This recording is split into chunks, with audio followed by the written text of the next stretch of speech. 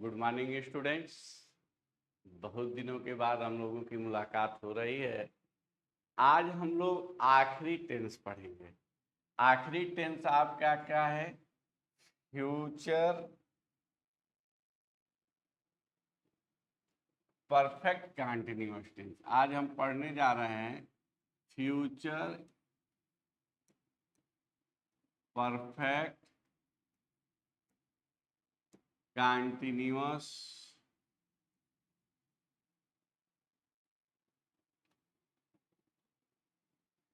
Future perfect continuous tense हम लोग पढ़ने जा रहे हैं।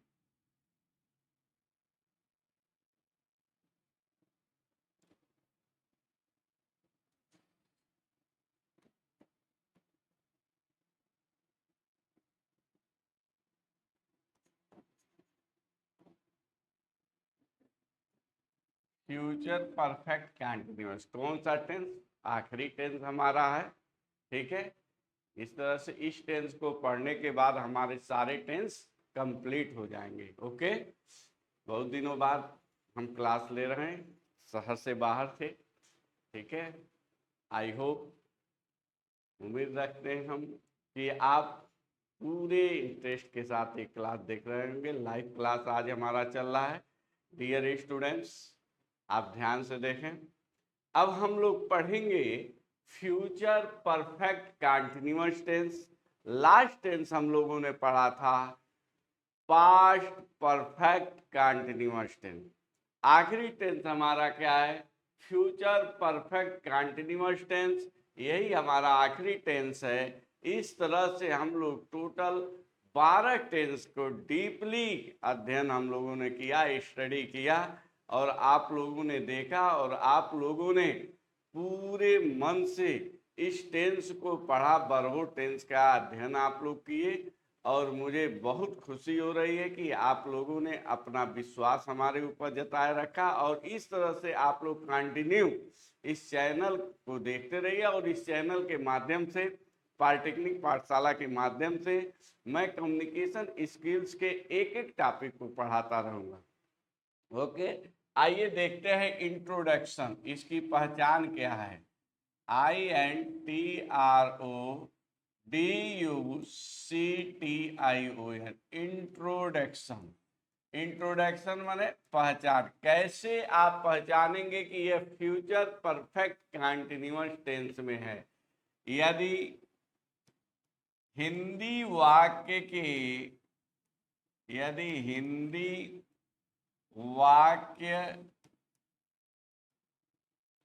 अंत में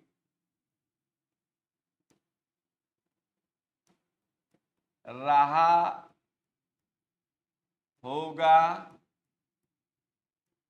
रही होगी, रहे होंगे आदि आए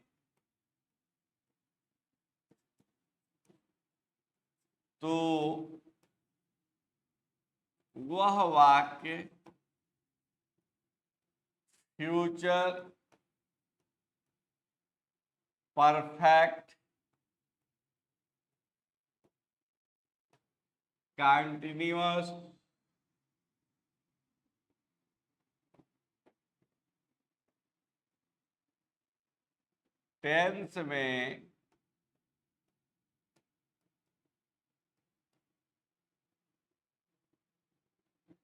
टेंस में होगा और साथ ही साथ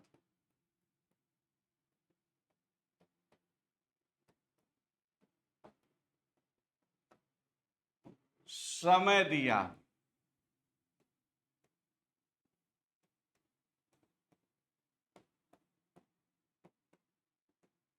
देखिए, कह रहा है कि रहा होगा, रही होगी, रहे होंगे और साथ ही साथ समय दिया हो।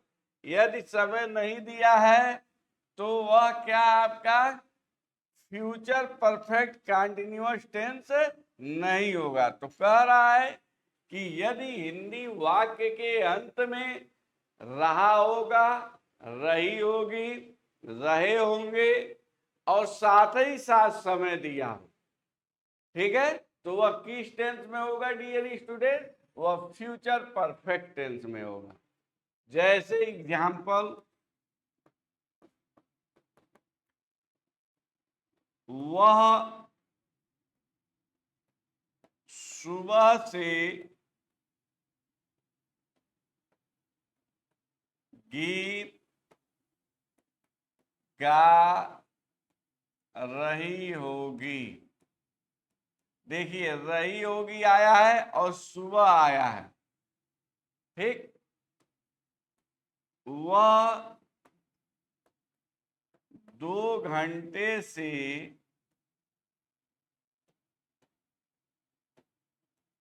पढ़ रहा होगा। देखिए, रहा होगा 2 घंटा। वे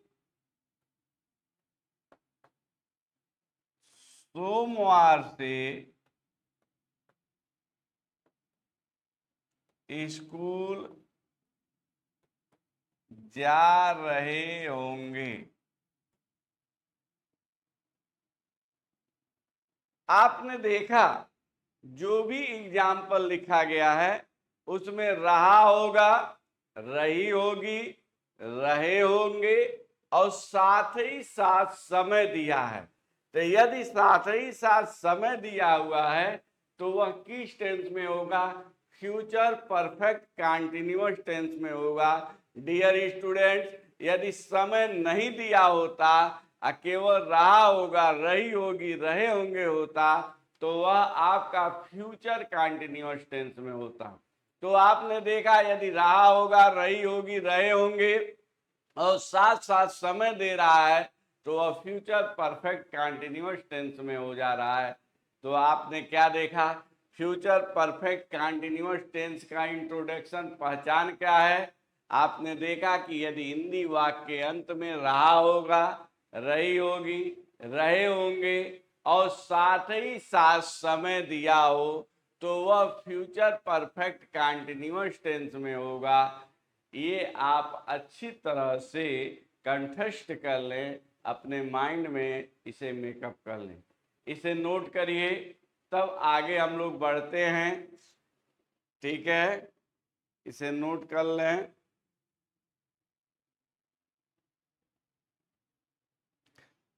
अब देखिए, इसकी हेल्पिंग वर्ब क्या होती है, इसके बारे में हम पढ़ेंगे। Helping verb,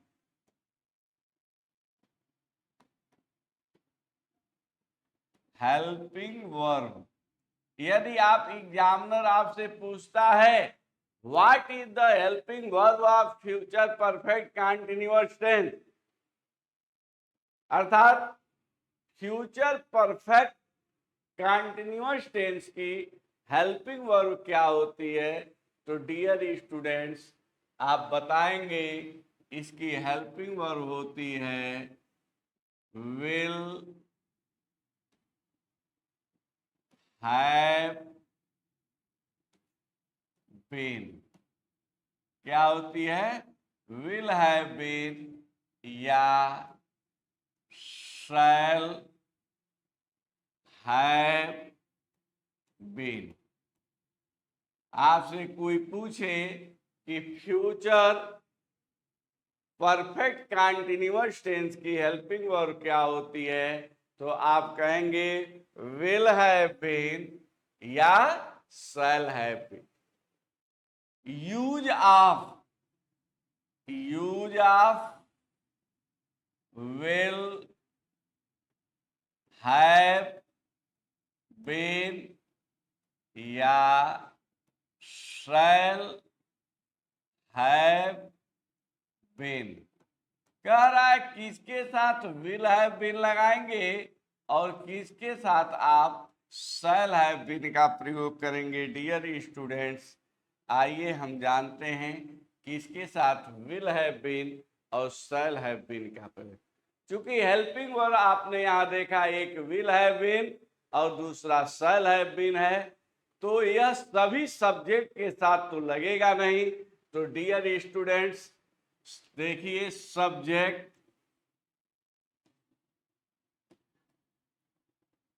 I comma we के साथ shall have been तथा शेष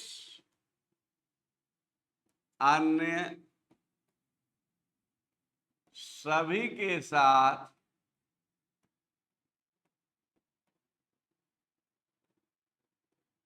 will have been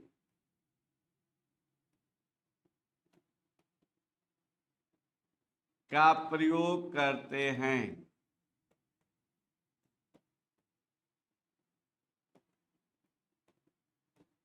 आई और वी के साथ क्या यूज करोगे डियर स्टूडेंट, बोलो क्या यूज करोगे? आई और वी के साथ शैल है। गुड, क्या यूज करेंगे? शैल है। और शेष अन्य सभी के साथ क्या यूज करोगे? Will have been. क्लियर है? आई और वी के साथ शैल हैव बीन और शेष अन्य सभी के साथ विल हैव बीन का प्रयोग करेंगे। आइए हेडिंग पढ़ती है फाइनाइट वर्ब। फाइनाइट वर्ब मतलब मुख्य क्रिया। इसकी मुख्य क्रिया क्या है इसके बारे में जानेंगे।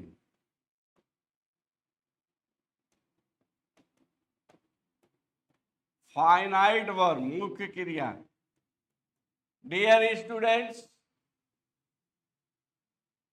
मैं बार बार कहता हूं यदि कंटीन्यूअस वर्ड आ गया तो उसमें आईएनजी फॉर्म का प्रयोग करेंगे। वर्ब के फर्स्ट फॉर्म में आईएनजी लगा देंगे। Going, calling, reading, sitting, beating, meeting, जितने वर्ब होंगे उसमें आईएनजी फॉर्म लग जाएगा। तो आपने कहा कि फाइनाइट वर्ब इसमें क्या यूज करेंगे? वर्ब का first form V1 plus ING. कौन सा फॉर्म यूज करेंगे? V1 plus ING. मुख्य क्रिया के आईएनजी फॉर्म का प्रयोग करेंगे। किस टेंस में करोगे डियर स्टूडेंट्स? जितने कंटीन्यूअस टेंस हैं उन सारे टेंस में आईएनजी फॉर्म का प्रयोग करते हैं। क्लियर है कि नहीं है? क्यों? तो आप इसे नोट करिए, उसके बाद हम आगे बढ़ते हैं। आइए आप इसे नोट करें।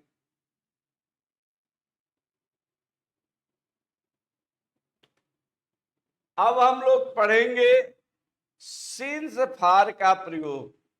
Use of since and for. Use of since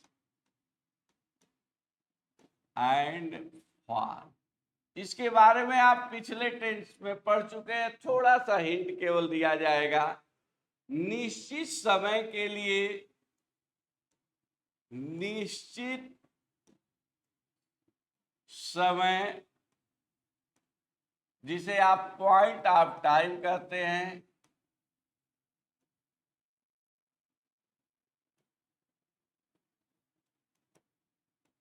निश्चित समय के लिए, निश्चित समय के लिए सिंस का प्रयोग करते हैं।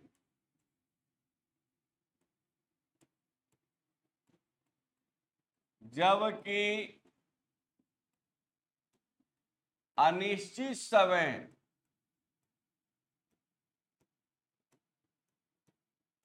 अनिश्चित मतलब पीरियड ऑफ टाइम,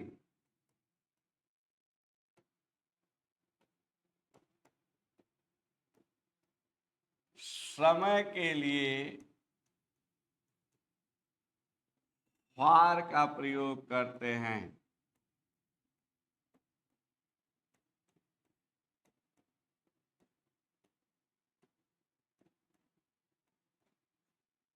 निश्चित समय के लिए, पॉइंट ऑफ टाइम के लिए सिंस का प्रयोग करते हैं और अनिश्चित समय पीरियड ऑफ टाइम के लिए फॉर का प्रयोग करते हैं।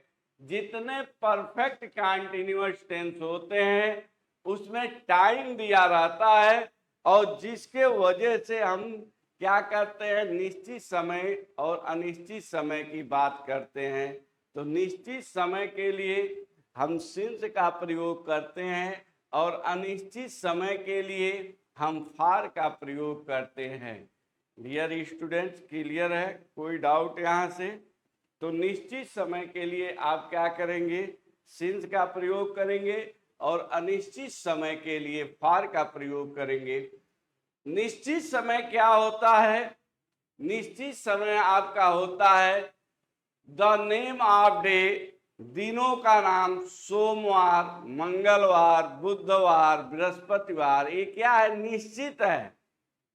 और द नेम ऑफ मंथ, जनवरी, फरवरी, मार्च, अप्रैल, ये निश्चित है। ओ क्लॉक, 2 बजे, 4 बजे, 3 बजे, 6 बजे, ये आपका निश्चित है। सन 1920, 2000, 2010 ईयर, ये क्या आपका निश्चित समय है। अनिश्चित क्या है? 2 घंटा, 4 घंटा, 6 घंटा, 2 दिन, 2 महीना, 3 महीने, 4 महीने, 2 वर्ष, 2 ईयर्स, 3 वर्ष, 6 वर्ष, ये सारे आपके अनिश्चित होते हैं। इनके साथ फॉर यूज आप करेंगे। क्लियर है? निश्चित समय क्या है, अनिश्चित समय क्या है, आपको मैंने रिकॉल करा दिया। अब आप इसे नोट करें, आगे तब हम लोग बढ़ते हैं। ठीक है? अब आइए आगे क्या है, अफर्मेटिव सेंटेंस का ट्रांसलेशन कैसे आप बनाएंगे।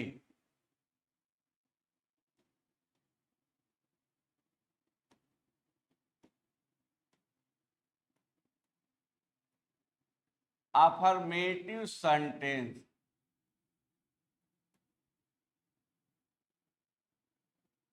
अफर्मेटिव सेंटेंस का ट्रांसलेशन आप कैसे बनाएंगे। अफर्मेटिव सेंटेंस क्या होता है, रिकॉल कर लीजिए एक बार, रिमाइंडर आपको कराते हैं। जिस सेंटेंस में नहीं शब्द का प्रयोग न हुआ हो और क्वेश्चन वर्ड का प्रयोग न हुआ हो, वह सेंटेंस आपका अफर्मेटिव सेंटेंस होता है, अर्थात सकारात्मक वाक्य होता है। इसका फार्मूला आप लिखेंगे। देखिए डियर स्टूडेंट्स, सबसे पहले आप किसकी इंग्लिश लिखेंगे? आप जानते हैं किसकी लिखेंगे, बोलो किसकी लिखोगे? सबसे पहले सब्जेक्ट, कर्ता की इंग्लिश आप लिखेंगे। किसकी इंग्लिश लिखोगे? सब्जेक्ट, जो भी कर्ता दिया रहेगा उसकी इंग्लिश लिखेंगे। राम, श्याम, सीता, गीता, ही, सी, इट, आई, वी, दे, इस कोई भी सब्जेक्ट रहेगा, सबसे पहले आप उसी की इंग्लिश लिखेंगे। सेकंड नंबर पर हेल्पिंग वर्ब, और इसकी हेल्पिंग वर्ब क्या है? विल। इसकी हेल्पिंग वर्ब है dear students, will, have been, या shall have been. Will have been या शैल हैव बीन, इसका यूज आप सब्जेक्ट के अनुसार करेंगे। और थर्ड नंबर पर आप क्या करेंगे? मुख्य क्रिया फाइनाइट वर्ब के फर्स्ट फॉर्म का प्रयोग करेंगे और उसमें आईएनजी जोड़ देंगे। अतः वर्ब का first form plus ING, ING form को जोड़ेंगे। उसके बाद आप क्या करेंगे? ऑब्जेक्ट लिखेंगे। जो भी ऑब्जेक्ट रहेगा उसकी स्पेलिंग लिखेंगे। उसके बाद आप क्या करेंगे? कंप्लीमेंट लिखेंगे।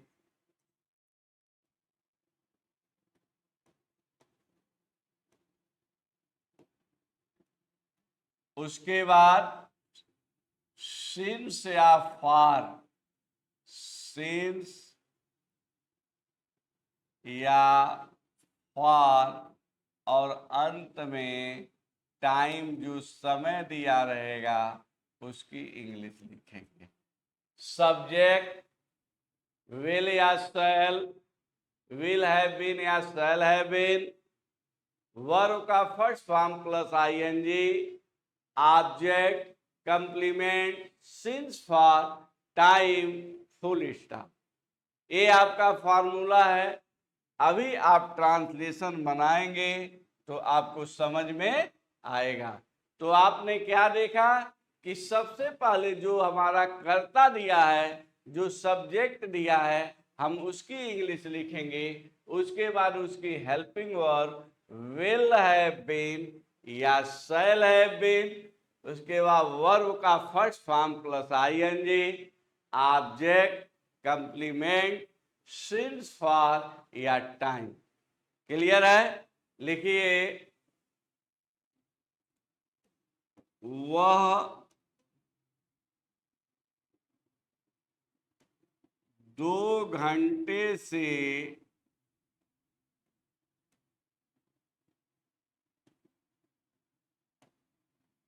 मेला देखने के लिए, मेला देखने के लिए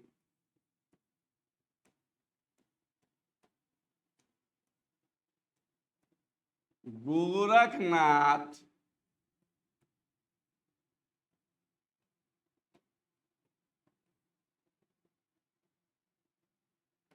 जा रहा होगा।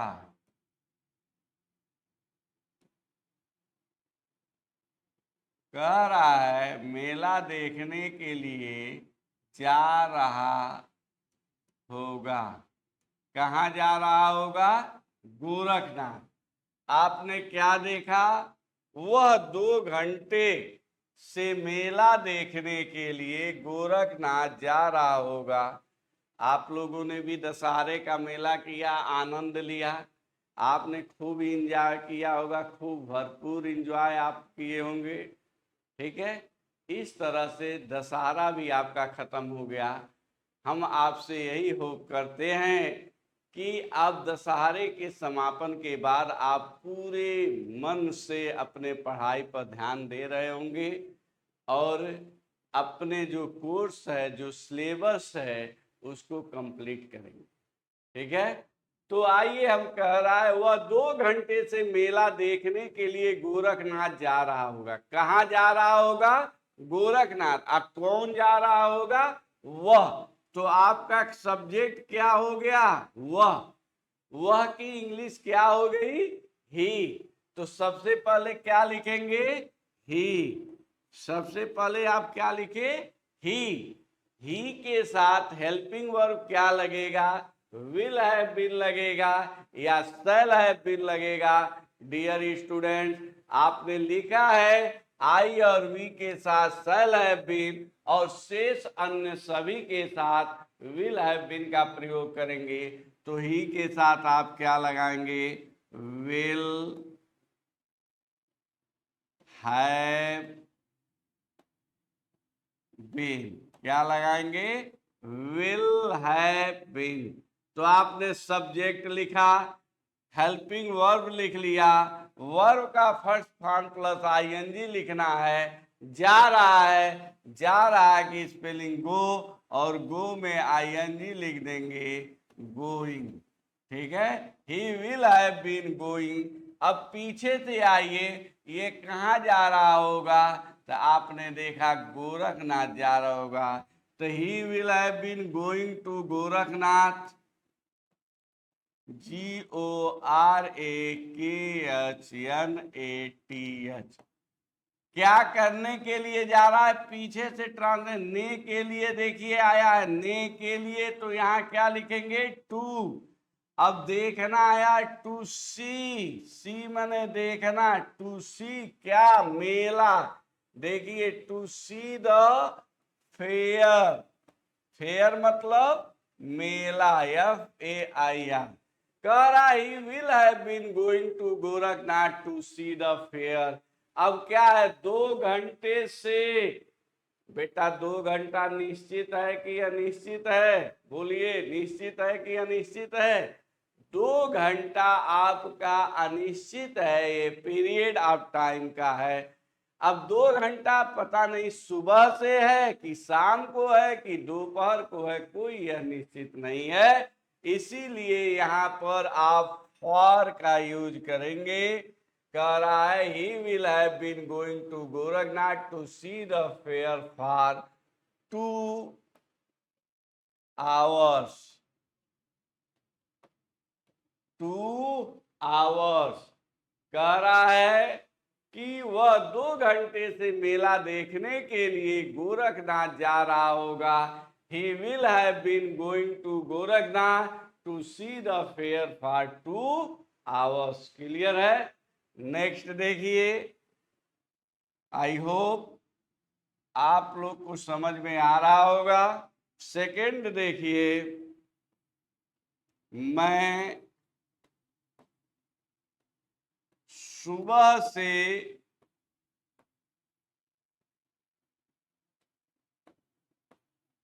कविता मैं सुबह से कविता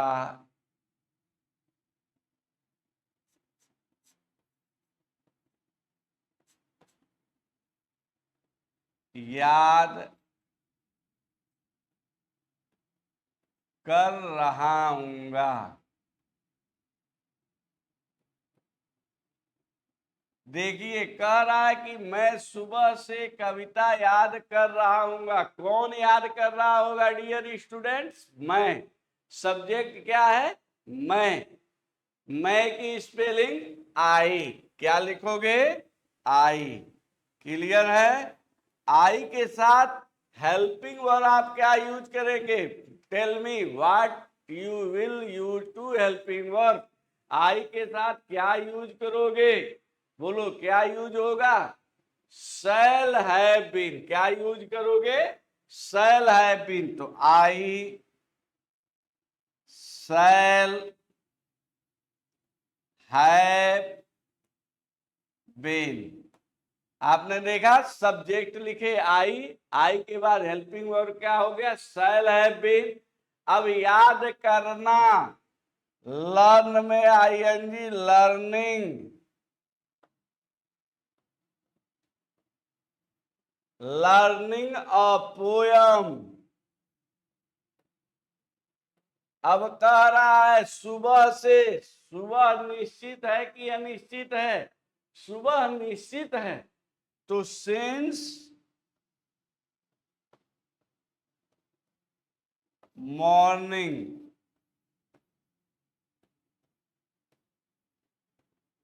कह रहा है मैं सुबह से कविता याद कर रहा हूँ। I shall have been learning a poem since morning. आपने देखा अफर्मेटिव सेंटेंस। अफर्मेटिव सेंटेंस का फार्मूला आपने क्या देखा? सब्जेक्ट विल हैव बीन या शैल हैव बीन, वर्ब का first form plus ING, object, complement, since, for और समय की इंग्लिश लिख रहे हैं। सिंस निश्चित समय के लिए यूज कर रहे हैं और फॉर अनिश्चित समय के लिए यूज कर रहे हैं। डियर स्टूडेंट्स, आप इसे नोट कर लें, तब आगे हम लोग पढ़ा जाए। निगेटिव सेंटेंस, नकारात्मक वाक्य जिसमें आपका नहीं शब्द अवश्य होगा। आइए अब हम पढ़ने जाते हैं निगेटिव सेंटेंस।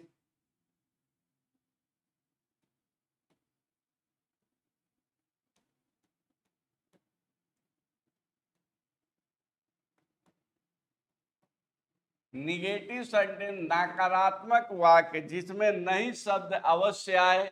इसमें थोड़ा सा ध्यान देना रहता है कि नॉट का प्रयोग हम कहाँ करते हैं।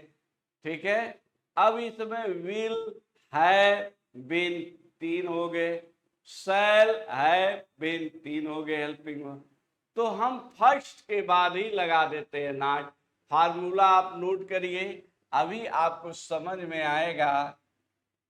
कि कहाँ आप नॉट का प्रयोग करेंगे। ठीक है,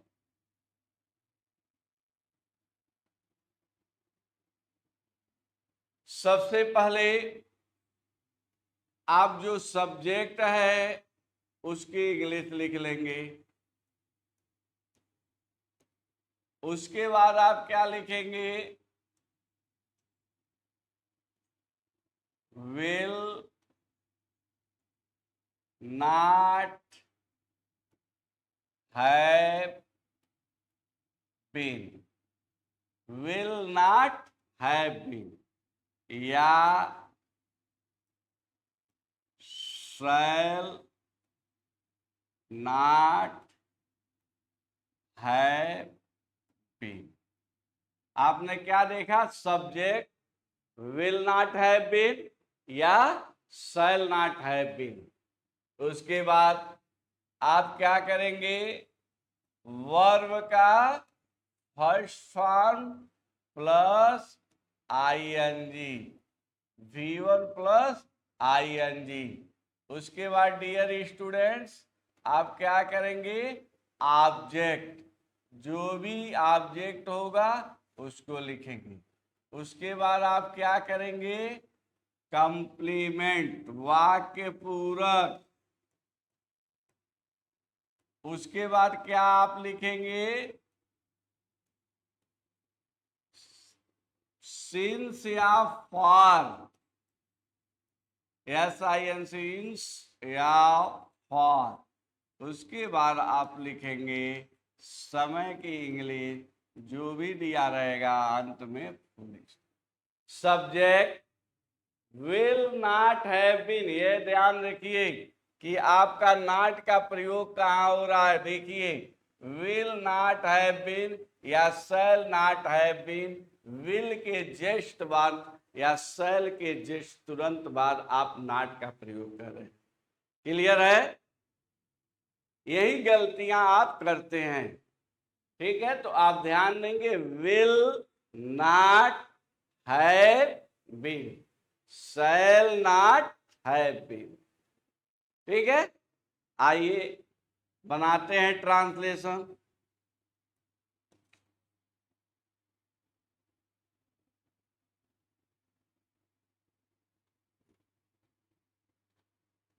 पुलिस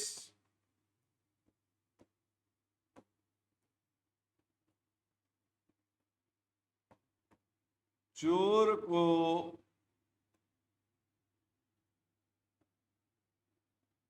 दो घंटे से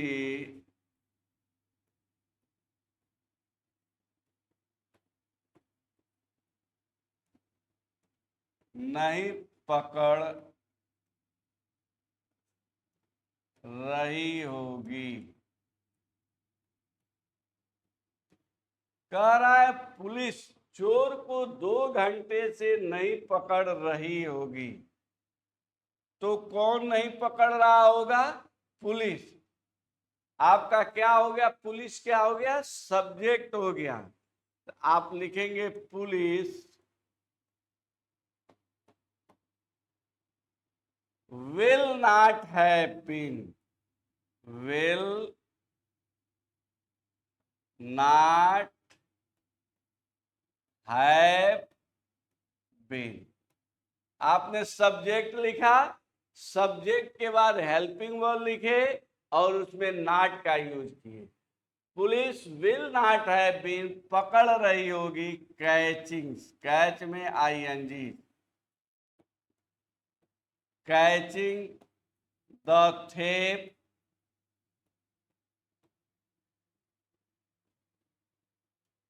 2 घंटे से, फॉर 2 hours, 2 घंटे से। 2 घंटा क्या है, अनिश्चित है, इसीलिए आपने क्या लगाया है, फॉर का प्रयोग किया है। तो कह रहा है police will not have been catching the thief for 2 hours, police 2 घंटे से चोर को नहीं पकड़ रही हो। क्लियर है,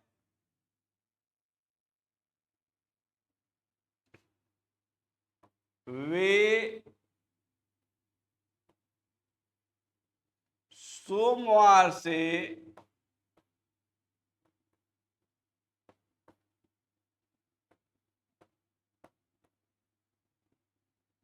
क्रिकेट मैच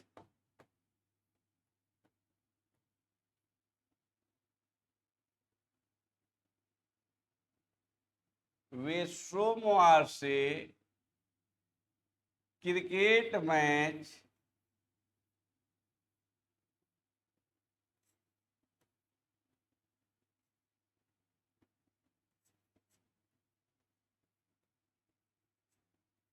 नहीं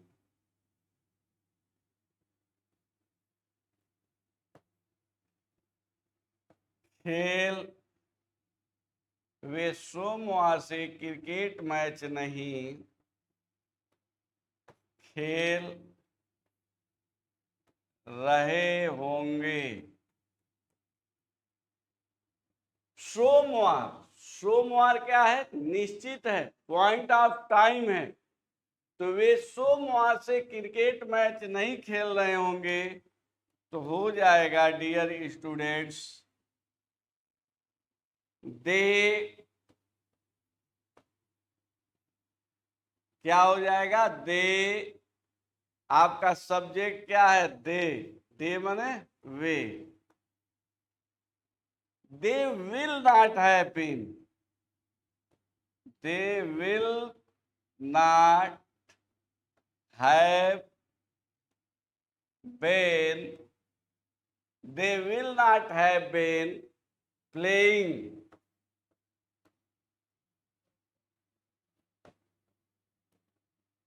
a cricket match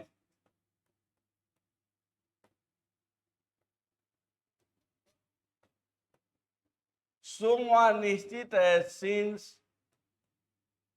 Monday.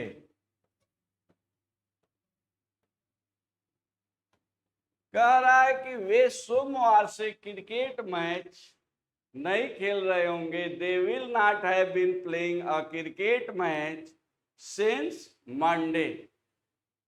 Monday क्या है? दिनों का नाम है, निश्चित समय है, इसीलिए उसके साथ आपने क्या यूज किया है? सिंस का प्रयोग किया है। तो डियर स्टूडेंट्स, इसे आप नोट कर लीजिए, तब हम लोग आगे बढ़ते हैं, या स्क्रीनशॉट ले लें, जो आपको सुविधा लगे आप उसे इसको तत्काल करें। ओके, नेक्स्ट अब हम लोग पढ़ेंगे इंट्रोगेटिव निगेटिव सेंटेंस।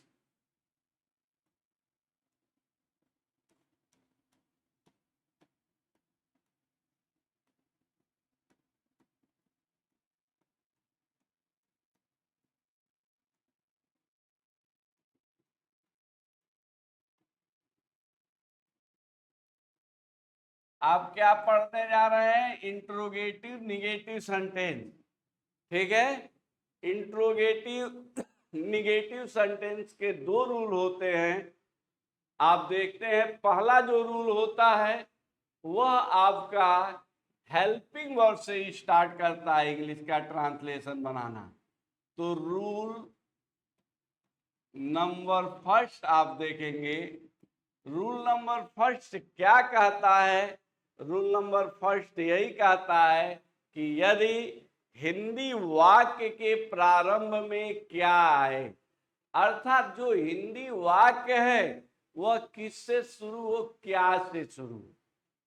तो यदि हिंदी वाक्य के प्रारंभ में क्या आए तो आप कैसे ट्रांसलेशन बनाएंगे, उसका आप फार्मूला लिखेंगे। तो पहले देखिए, लिखेंगे क्या? यदि हिंदी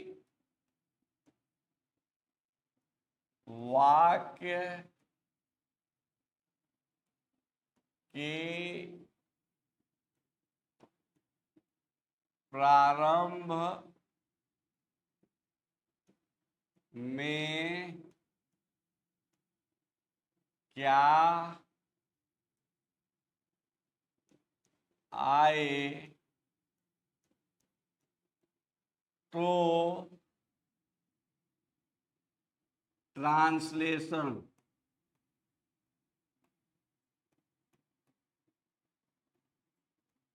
बनाने का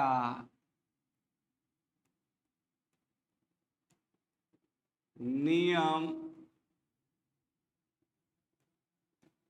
निम्न है। कह रहा है यदि हिंदी वाक्य के प्रारंभ में क्या है, अर्थात क्या से सेंटेंस स्टार्ट हो तो ट्रांसलेशन कैसे बनेगा, वह नीचे फार्मूला लिखा जाएगा। कह रहा है कि यदि हिंदी वाक्य क्या से शुरू हो और वह फ्यूचर परफेक्ट कंटीन्यूअस टेंस में हो तो कैसे आप ट्रांसलेशन बनाएंगे, उसका फार्मूला अब मैं लिखने जा रहा हूं, उसे ध्यान से देखिएगा। गलतियां यही होती हैं, इसीलिए आप ध्यान से इस फार्मूले को देखें।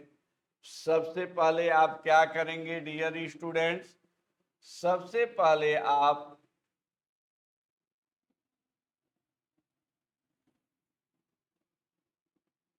हेल्पिंग वर्ब इसकी विल है बीन या शैल है बीन है, तो सबसे पहले विल या शैल लिखेंगे। क्या लिखोगे, विल या शैल।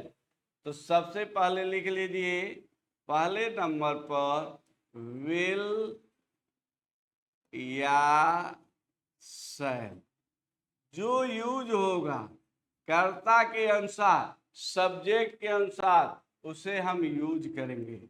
सेकेंड नंबर पर आप क्या करेंगे, सब्जेक्ट जो भी कर्ता आपकी होगी उसकी इंग्लिश लिखेंगे। थर्ड नंबर पर आप क्या करेंगे, यदि नाट है तो नाट का प्रयोग करेंगे, नहीं तो हैव बीन। पहले विल या शैल, सब्जेक्ट, नाट है तो नाट, नहीं तो हैव बीन। उसके बाद वर्ब का फर्स्ट फॉर्म प्लस आईएनजी, उसके बाद ऑब्जेक्ट, उसके बाद कंप्लीमेंट,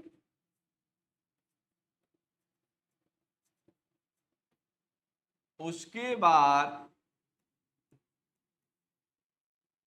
सेंस या फॉर, टाइम, अंत में क्वेश्चन मार्क का साइन अवश्य रहेगा, नहीं तो गलत हो जाएगा। यदि क्या से सेंटेंस शुरू हो रहा है तो आप विल या शैल जो होगा उसे यूज करेंगे। विल या शैल सब्जेक्ट के अनुसार यूज करेंगे, उसके बाद जो सब्जेक्ट होगा उसे लिखेंगे। नाट है तो नाट का प्रयोग करेंगे या नहीं तो नहीं। मैं बार बार ये कह रहा हूं, यदि नाट है तो नाट प्रयोग करेंगे और नहीं तो नहीं यूज करेंगे।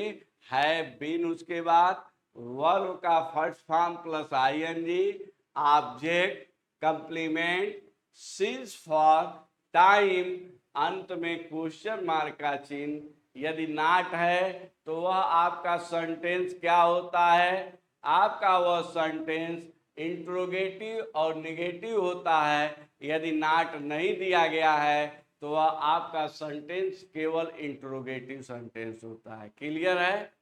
अभी आप ट्रांसलेशन देखें, अभी आपको समझ में आएगा। माली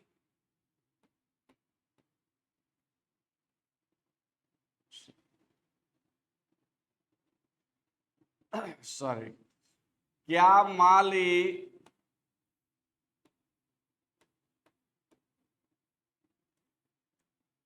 सुबह से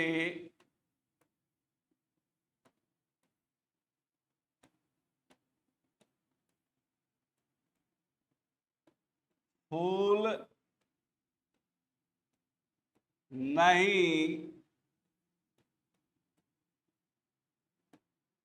तोड़ रहा होगा? डियर स्टूडेंट्स, आपने देखा क्या माली सुबह से फूल नहीं तोड़ रहा होगा। यह देखिए क्या से शुरू है, यह किस से शुरू है, क्या से शुरू है, इसलिए यह इंट्रोगेटिव सेंटेंस है। और इसमें नहीं भी आ गया तो यह इंट्रोगेटिव निगेटिव बन गया। किस टेंस का आया है, फ्यूचर परफेक्ट कंटीन्यूअस टेंस का है, क्योंकि समय दिया है और रहा होगा दिया है। आपने क्लियर कर लिया। तो क्या माली सुबह से फूल नहीं तोड़ रहा होगा, तो इसका ट्रांसलेशन बनाएंगे। सबसे पहले विल या सेल में से क्या रखेंगे, बताइए। विल सेल में से क्या रखोगे, गुड, विल रखोगे। क्या रखोगे, विल। विल द गार्डनर, माली का क्या होता है, गार्डनर, गार्डन में ही आ जोड़ दीजिए।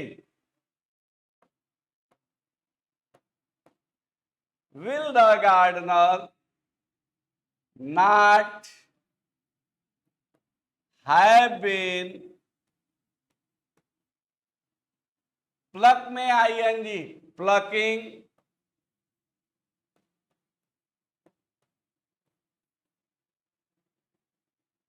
Of flower. Will the gardener not have been plucking of flower, सुबह निश्चित है dear student, since morning. Since morning question mark का चिन्ह अवश्य रहेगा।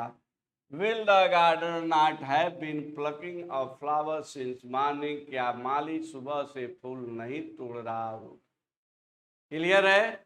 आपने क्या देखा कि यदि क्या से सेंटेंस स्टार्ट है तो आपने देखा कि क्या से सेंटेंस स्टार्ट हो रहा है तो उसका ट्रांसलेशन आप उसके हेल्पिंग वर्ब से बना रहे हैं, और उसकी हेल्पिंग वर्ब क्या है, विल या शैल है, तो आप उससे स्टार्ट कर रहे हैं। उसके बाद आप सब्जेक्ट लिख रहे हैं, यदि नॉट है तो नॉट लिख रहे हैं। हैव बीन वर्ब का first form plus ING, object complement since for और टाइम का प्रयोग कर रहे हैं। तो इस तरह से आपने इंट्रोगेटिव निगेटिव का रूल नंबर फर्स्ट को देखा। रूल नंबर फर्स्ट क्या कह रहा है, यदि हिंदी वाक्य के प्रारंभ में क्या आ रहा है तो आप ट्रांसलेशन उसके हेल्पिंग वर्ड से ही स्टार्ट कर रहे हैं। क्लियर है। एक और एग्जांपल देखें।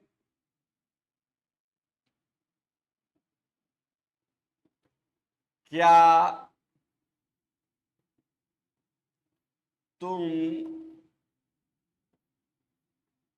2 दिन से स्कूल नहीं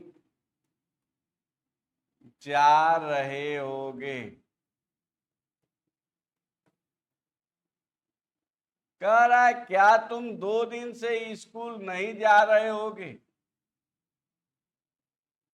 क्या से स्टार्ट है, अंत में क्वेश्चन मार्क का चिन्ह भी दिया है।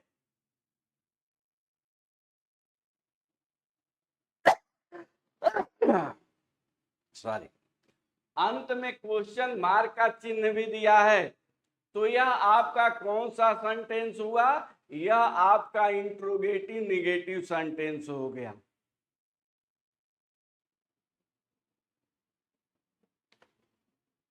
तो क्या से शुरू है तो आप ट्रांसलेशन बनाएंगे। क्या तुम 2 दिन से स्कूल नहीं जा रहे होगे, तो क्या से स्टार्ट है, तो क्या के जगह पर आप क्या लिखेंगे, will you not have been, will you not have been going to school. 2 दिन अनिश्चित है, for 2 days। Will you not have been going to school for 2 days? क्या तुम 2 दिन से स्कूल नहीं जा रहे होगे?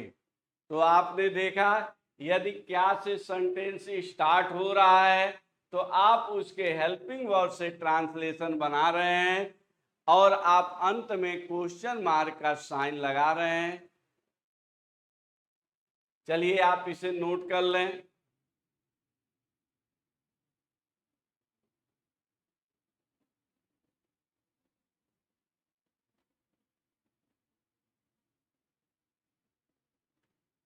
नोट कर लिए। आइए रूल नंबर 2 अब हम लोग पढ़ते हैं।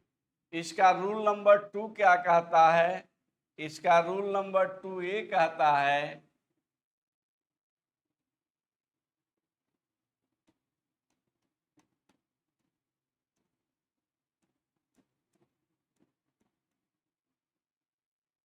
यदि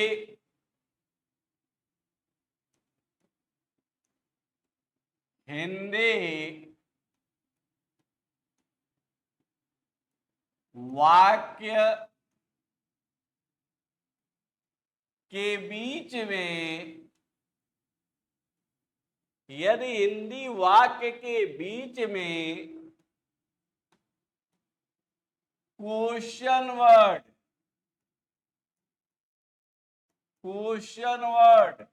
अब सोच रहे हैं क्वेश्चन वर्ड क्या होता है? क्या, कब, क्यों, कहां, कैसे, व्हाट, वेयर, हाउ।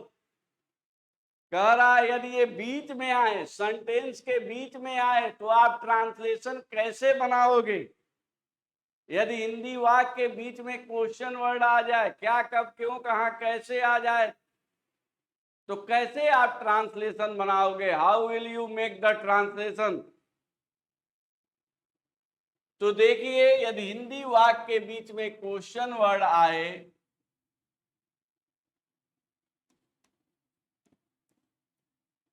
तो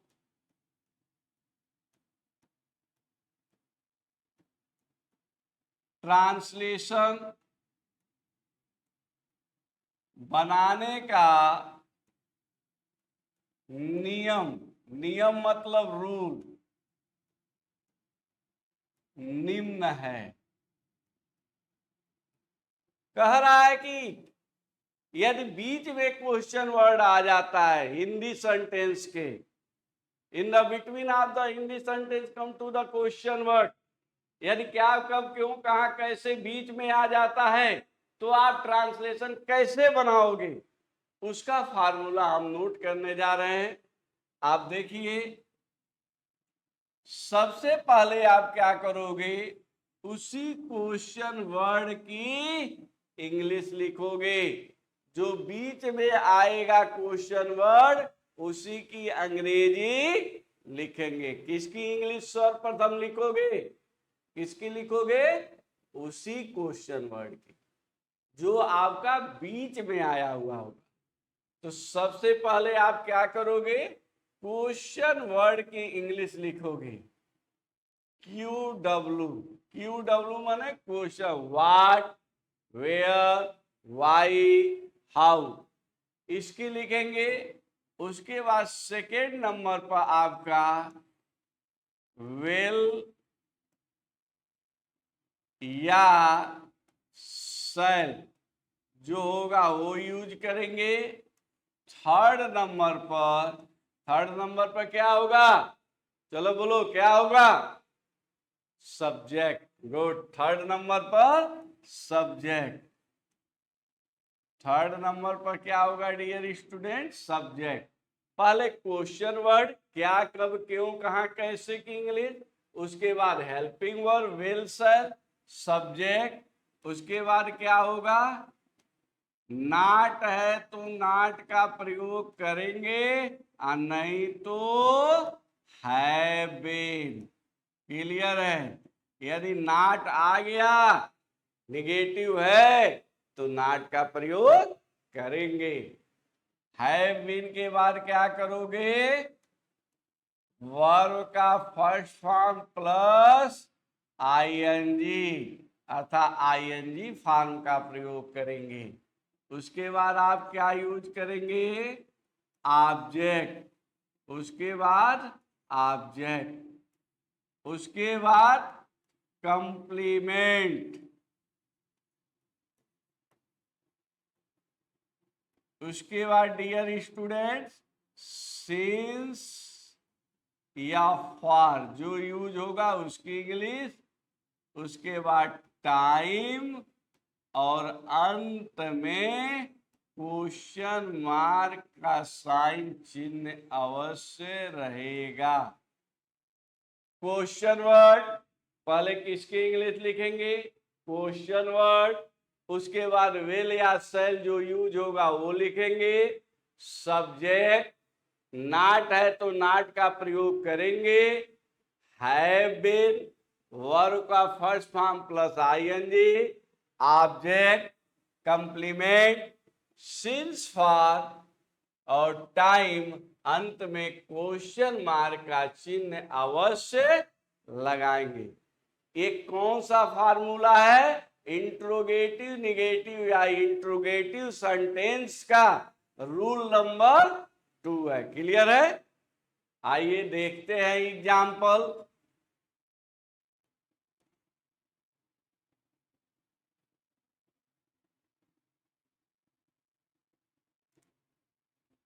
तुम 2 दिन से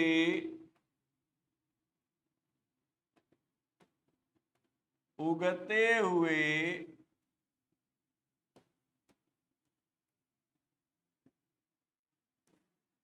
सूरज, तुम 2 दिन से उगते हुए सूरज को प्रणाम क्यों नहीं कर रहे होगे। देखिए बीच में आ गया क्यों, कह रहा है कि तुम 2 दिन से उगते हुए सूरज को प्रणाम क्यों नहीं कर रहे होगे। बीच में क्यों शब्द आ गया, क्वेश्चन वर्ड बीच में आ गया, तो सबसे पहले आप क्वेश्चन वर्ड की इंग्लिश लिखेंगे और क्वेश्चन वर्ड क्यों की इंग्लिश होती है वाई। क्यों की इंग्लिश क्या होती है डियर स्टूडेंट्स, वाई। तो आइए लिखते हैं,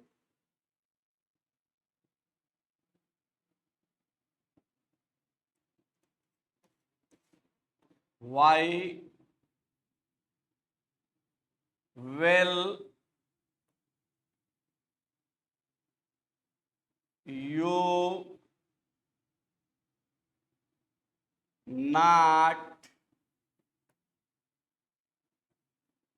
have been saluting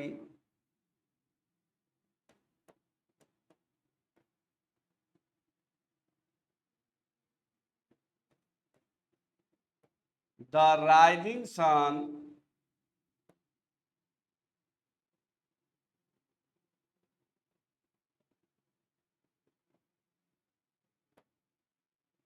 for 2 days। तुम 2 दिन से उगते हुए सूरज को प्रणाम क्यों नहीं कर रहे होगे। Why will you not have been saluting the rising sun for 2 days। देखिए नई शब्द आया है तो नॉट का हम लोगों ने प्रयोग किया है। यदि नई शब्द नहीं आता है तो हम नॉट का प्रयोग नहीं करेंगे। सेकेंड एग्जाम्पल देखिए,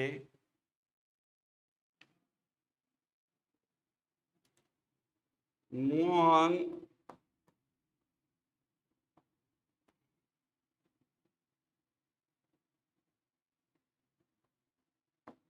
2 महीने से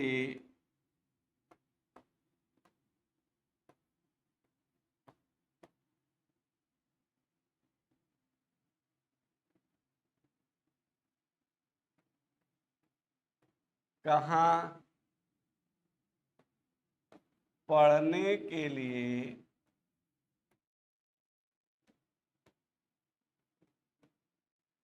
जा रहा होगा।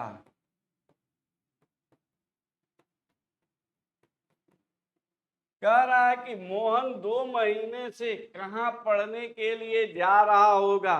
देखिए कहाँ शब्द बीच में आ गया है, तो हम पहले उसकी इंग्लिश लिखेंगे where.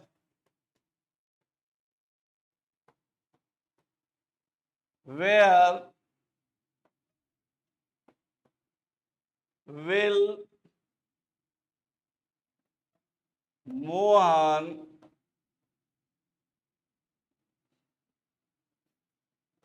have been going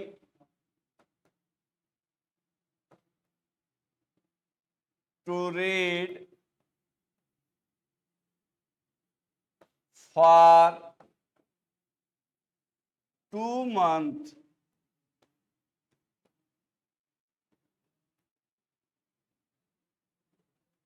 Where will Mohan have been going to read for 2 months? Dear students, आप लोगों ने इस तरह से फ्यूचर परफेक्ट कंटिन्यूअस टेंस को पढ़ा, देखा और समझा। आई होप आपको समझ में आ रहा होगा। और जो स्टूडेंट्स अभी भी इस चैनल को लाइक, सब्सक्राइब और शेयर नहीं किए हैं, तत्काल इसे लाइक, सब्सक्राइब और शेयर करें, जिससे कि आपको कंटिन्यू वीडियो प्राप्त होता रहे। ओके, थैंक यू, धन्यवाद आप लोगों को।